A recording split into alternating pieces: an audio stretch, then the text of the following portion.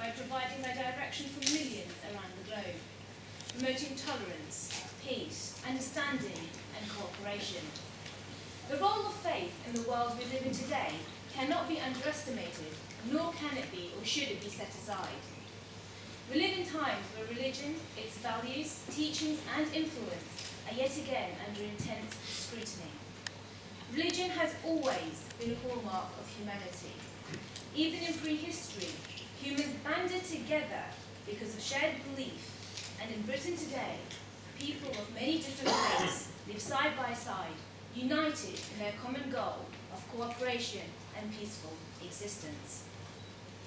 The opportunity lies before us to work together to build a society rooted in the values we treasure. But this society can only be built on a sure foundation of mutual respect, openness, and trust. This means finding ways to live our lives of faith with integrity and allowing others to do so. Our different religions, traditions, offer us many resources for this and teach us the importance of good relationships, characterized by honesty, compassion, and generosity of spirit. All communities of faith know that the bonds that hold communities together are various and complex, often so deep as to be invisible, and that is why we must consistently work towards strengthening them.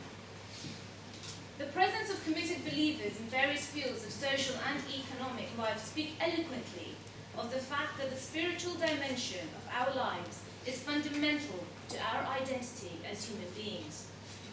And yet, there are many people who believe that religion occurs only in the church, the temple, the mosques, or in other places of spiritual gatherings.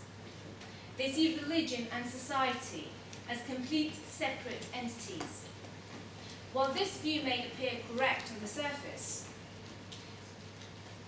they are not two, and they are not separate at all, but they are intricately interconnected and codependent.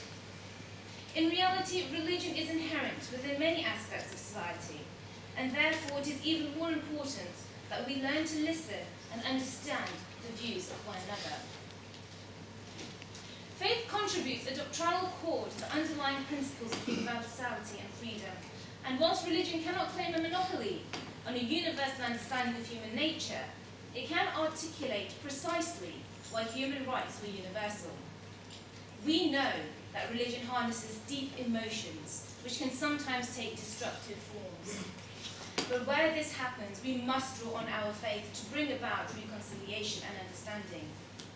The truth fruits of religion are healing, and they are positive.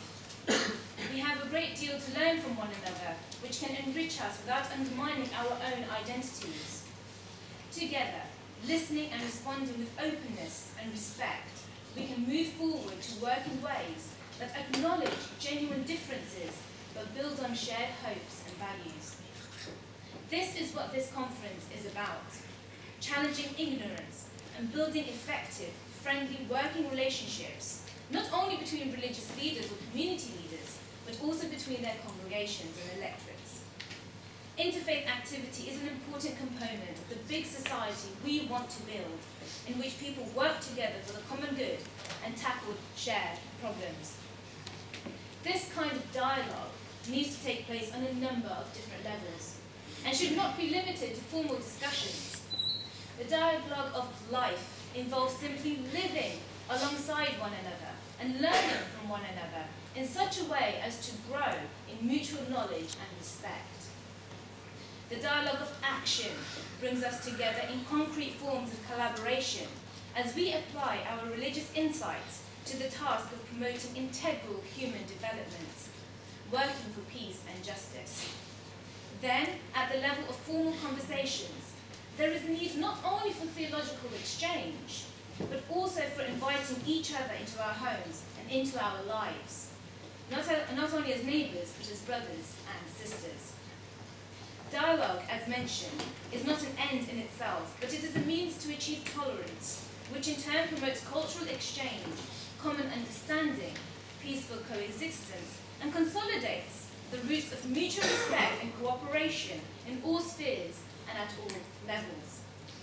As faith communities and societies at large establish and support these dialogues, mutual understanding among world religions, cultures and civilizations will increase as we all gain a greater understanding of each other's core beliefs. I conclude, ladies and gentlemen, with a written piece of graffiti which rings as true now as it did when it was written on a part of the Berlin Wall many years ago. Many small people in many small places doing many small things can alter the face of the world. Thank you.